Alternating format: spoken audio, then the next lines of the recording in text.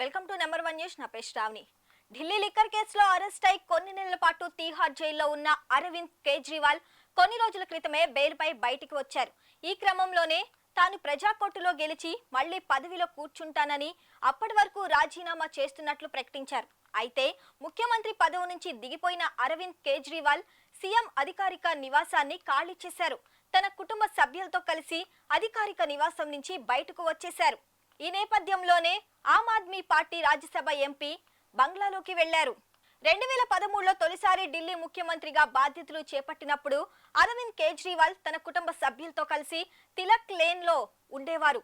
ఆ తర్వాత 2015లో మరోసారి అసెంబ్లీ ఎన్నికల్లో గెలిచి సీఎం అయిన తర్వాత ఫ్లాగ్ స్టాఫ్ రోడ్లోని ప్రస్తుతం ఖాళీ చేసిన ఇంటికి మారారు. అయితే గత 9 ఏళ్లుగా ఉంటున్న ఇంటి నుంచి కేజ్రీవాల్ కుటుంబం ప్రస్తుతం ఖాళీ చేసింది.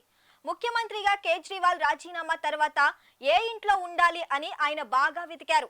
ఈ క్రమంలోనే ఆప్కు చెందిన పలువురు ఎంపీలు, ఎమ్మెల్యేలు, కౌన్సిలర్లు తమ ఇళ్లలో ఉండాల్సిందిగా కేజ్రీవాల్ ను కోరారు. అయితే చివరికి రాజ్యసభ ఎంపీ అశోక్ మిత్తల్ నివాసంలో ఉండాలని నిర్ణయించుకున్నారు. ఫిరోజ్ షా రోడ్లోని బంగ్లా నెంబర్ 5ను రాజ్యసభ కార్యాలయం ఎంపీ అశోక్ మిత్తల్ కు అధికారికంగా కేటాయించింది.